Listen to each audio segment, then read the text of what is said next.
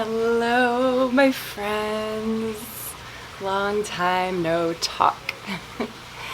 It's Natalie Adele dropping in. I've landed back in Nosara after 3 months in Pachamama, and I wanted to just say hi and sort of try to place what my experience was in a brief video, and I'm sure more will follow. But I'm really excited to be here with you. I'm really excited that you're here with me, and let's dive in.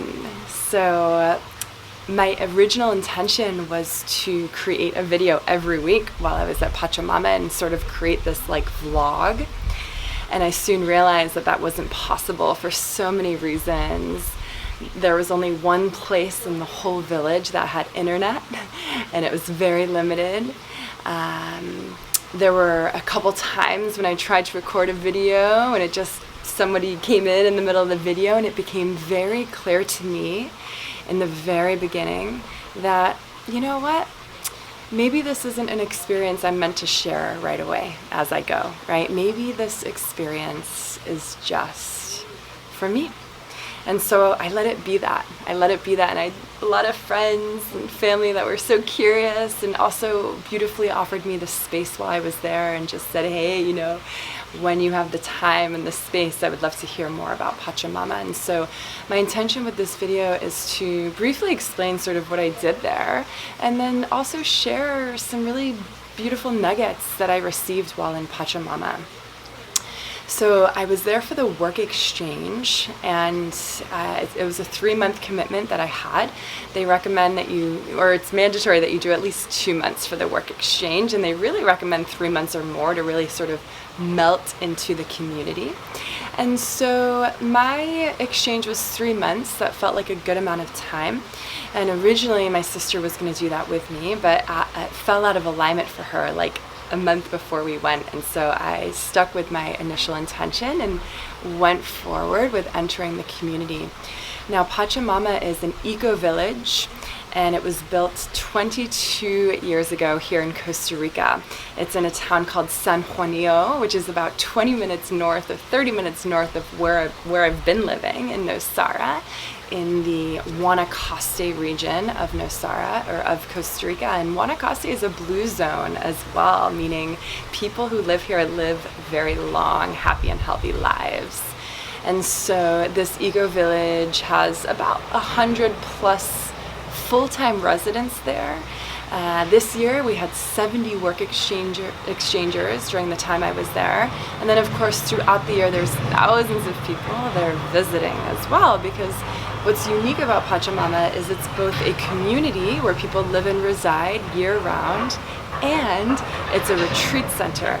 It's a transformation center. Every weekend they have plant medicine ceremonies or workshops. They have daily yoga and meditation. And the community really, keeps all of that running.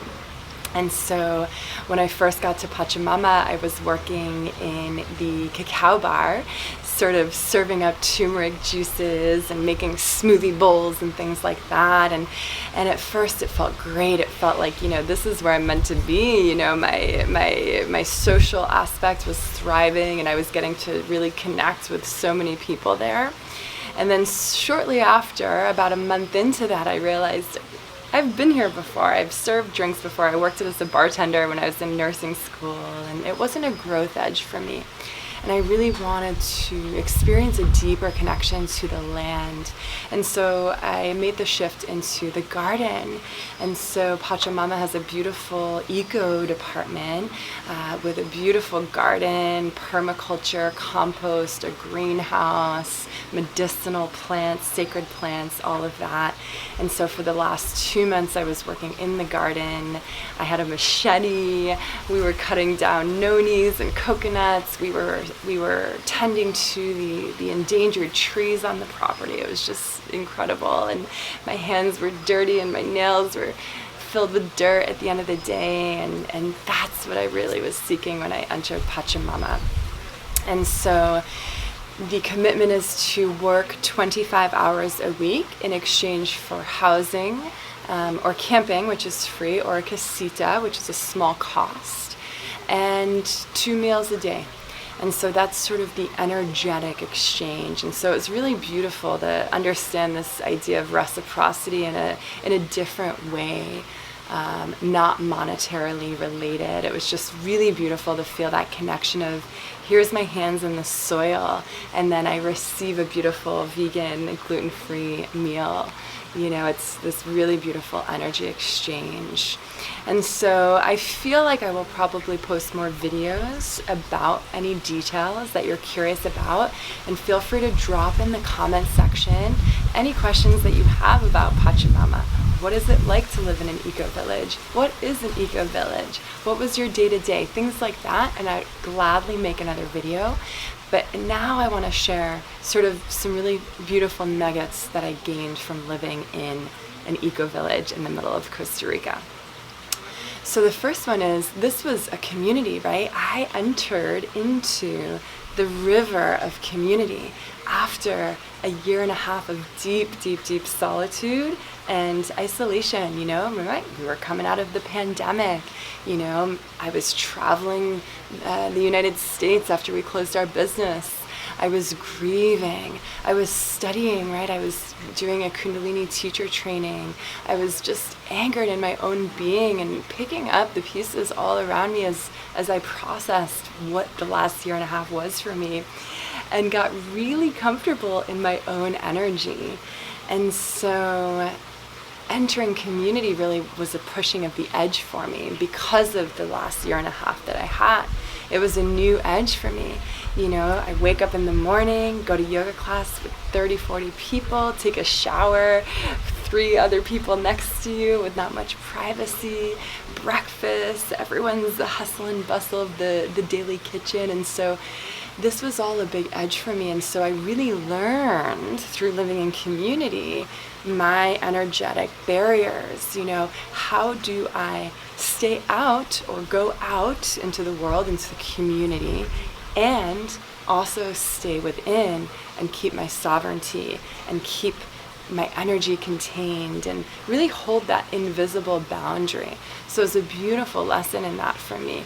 You know, the initial response or reaction for me was to want to retreat, you know, and it took me some time, but I started to learn what was necessary for me to thrive and feel overflowing. And I got into a groove and, you know, learned when to take those pockets of peace throughout the day, when to show up fully in the community when I felt like I was overflowing, and when to maybe sit at lunch at the silence table or wear the silence badge and honor that need for the day.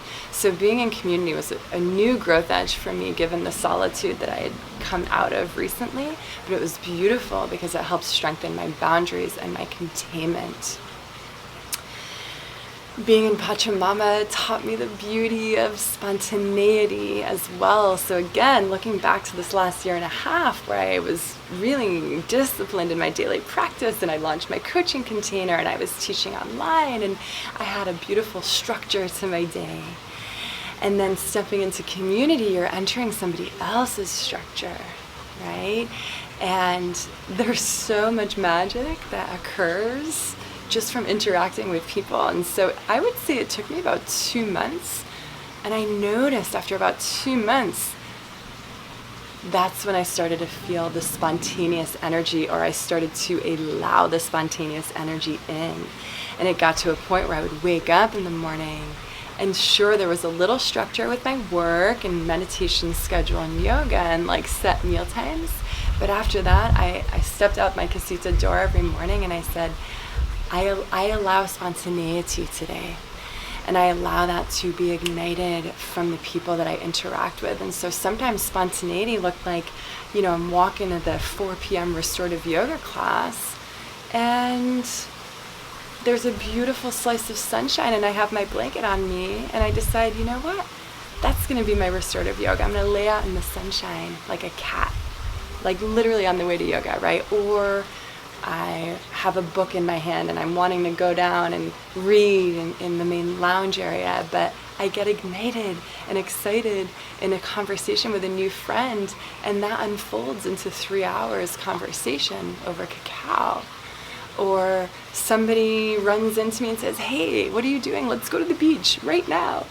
And so this spontaneity is really a new thing for me. It's something I'm wanting to cultivate more of, and it's so much a part of the tantric path.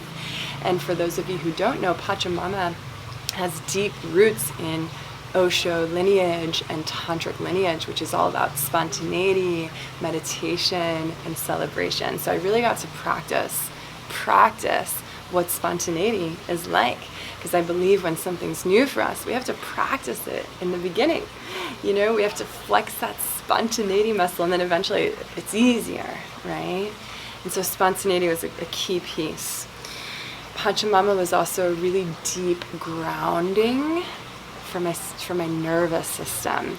And for those of you who have been following my work for a while, you know that I love finding more and more ways to relax, to ground into the being of who we are. And Pachamama really helped upgrade that for me, up-level that. So a huge part of their culture is daily meditation. And the whole community comes together in Osho Hall every evening at 6:30 p.m. Ding! They ring a Tibetan bowl, and we sit together for 45 minutes in silent meditation. Together, but within. And so this cadence of silence really calmed down my nervous system. And I've had yoga practice for years and breathwork practice, and I've dabbled in meditation, but more like moving meditation with tea practice and whatnot. This was the first time I've dedicated consistently to a meditative practice, and it just calmed down my adrenals. It helped me understand the echoes bopping around and the footprints in my mind and my subconscious. And it allowed me to understand the importance of dedicating myself to a daily meditation practice. And now I have a daily meditation practice, and it's 15 minutes. I've shaved it back a little to adjust to my lifestyle now. But Pachamama was so grounding for the nervous system, and also being in the garden, hands in the Shunan resonance of the earth, eating vegan, gluten-free, organic food, calm down the central nervous system. So that was a beautiful, beautiful gift. The next gift of living in community is really understanding this concept of the whole, right? When we're in our own world, and in the Western world, we're our own islands, right? We maybe don't even interact with our neighbors or call on people for support. We've got it, right? We live and therefore suffer in our own world, and also experience joy in our own worlds. Whereas when you're living in community, it's you are a part of the whole. And I really got to see that, not read about it, not understand it, but like live it and embody what truly living in a community means, the ABCs of community, and this deep, deep understanding that rising tides lift all ships. And the kitchen was actually a beautiful place to experience this. So for example, in the morning, if someone was going to make their morning tea or coffee, instead of just boiling a little pot of water for their little mug, which everybody would have to do, they made a big pot. If you're making up your first tea of the day, boil a big pot of water and leave it there on the stove, because other people are going to come in and want to make their tea or coffee, right? So it's such a subtle shift, but you're doing something with always the consideration of the community in mind. People would be sharing leftovers, making chocolate for each other, being mindful of the energetic space they were leaking into a conversation. If someone's having lunch and I come over and sit next to them, I ask them first, are you open for conversation and company, or would you rather sit alone? Supporting each other after ceremonies and deep, deep intensive workshops. And so the community breathes together. And if there's an intense workshop happening, even the people who aren't in it feel it. Again, this sort of whole mentality, leaving no trace. If you're in the kitchen, clean up all your dishes. Get rid of the compost. If you're walking through a trail and you see garbage, pick it up, because it's your home too. And what a beautiful lesson to just gain from this. I really think everyone at some point should try living in community, whether it's small scale. A family's a community in and of itself, right? But again, this whole mentality of we all are in this together, and it's a microcosm of the macrocosm. And I would say one of the last big things I really honored about this community was the humility. Pachamama is such a beautiful example of a humble humanity. There are extremely talented, gifted people there, medicine men, medicine women, workshop leaders, teachers, space holders, leaders, yet they don't walk around loud and proud. They don't walk into a room energetically claiming who they are or what they have to offer. It's a slow unfolding of getting to know somebody. And that was a deep lesson for me, because the first few weeks that I was there, I was coming in hot and I was so eager to teach and share my gifts. And it's just a realization that all the beautiful gifts in life unfold with time and patience. There were times when I would just sit in medicine ceremony and witness the helpers, the men and the women that were helping, and they're like little fairies just floating around, just helping others. And it was so beautiful, the humility and the reverence and the sacredness for the people within the community and the earth was so deeply profound. Everybody there was deeply, truly of service. And it was a humbling experience for me as well. And it showed me the space between where I am and where I want to be, the work. I want to be better. I want to be more humble. I want to give in a more gentle way, and so, gosh, I can't say enough about living in Pachamama. And again, there's so much more to say, but living in community is a growth edge, learning inner boundaries, when to be within, when to be without while still maintaining your within. The spontaneity piece and kind of loosening the edges a little bit and learning just to say yes more. The grounding of my nervous system, the calming of that daily metronome of meditation, and the value of that to sync the community and myself to that community. The whole mentality of what it truly, truly means to live in community and how I can take that nugget out into the world, because the world is also a community. And the humility, and I feel so honored to have been witnessed and to be a part of a group of humans who are just so deeply spiritual and unassuming. And so this is just a brief little snippet of what I experienced, and I'm still deeply integrating. I've been back in Nosara now for 2 weeks, 2.5 weeks, and I'm just sort of allowing the nuggets of what that whole experience was to come in. But I just wanted to pop in and say hello. I'm working on some really exciting things for you guys behind the scenes, so stay tuned for that. And let me know what questions you have about Pachamama, and I'm happy to make another video for you. So sending you all my love, my spontaneity, my humanity, and my wholeness. I love you so much. Ciao.